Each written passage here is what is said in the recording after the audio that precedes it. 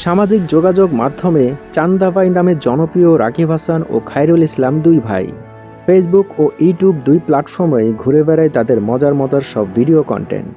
আমি গরিব মানুষ, আমি চান্দা দিতে পারবো না। দে নয় বাড়ি দিয়ে মাথা ফাটাই গেলাম। ইউটিউবে তাদের অনুসারী 50 লাখের বেশি এবং এক একটি ভিডিওর ভিউজ কয়েক কোটি। ইউটিউবে প্রথমে ফ্যামিলি এন্টারটেনমেন্ট বিডি নামে একটি চ্যানেল খোলেন খায়রুল ইসলাম। সেটা ছিল নিছক শখের বশে কিছু ভিডিও বানানোর চেষ্টা। বন্ধুবান্ধব মিলে তৈরি করা হতো মজার সব ভিডিও। দর্শকদের সাড়াও ছিল খুব সীমিত। ভিন্ন ধারার কন্টেন্ট নিয়ে 2018 সালের অক্টোবরে চ্যানেলটি পুনরায় যাত্রা শুরু করে।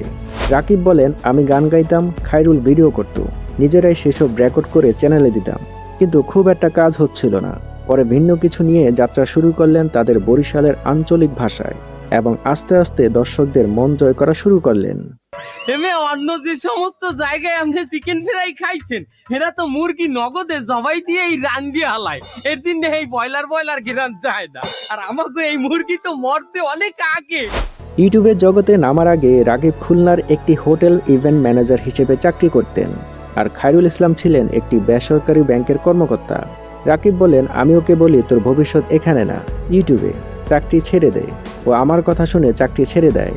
এরপর আমরা পুরোপুরিভাবে এই কাজে মন দিলাম। বর্তমানে তাদের টিমে স্থায়ী সদস্য 12 জন, সব মিলিয়ে 30 থেকে 32 জন কাজের সঙ্গে যুক্ত।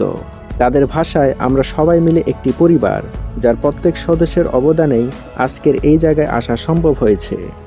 এদের গল্প থেকে আপনি অবশ্যই বুঝতে পেরেছেন যে এইটা একটা স্বাধীন পেশা এবং ভালো আয়ের উৎস। তবে আপনার শুরু করা উচিত কিনা সেটা নির্ভর করে আপনার আগ্রহ ও প্রবল ইচ্ছা শক্তির উপরে।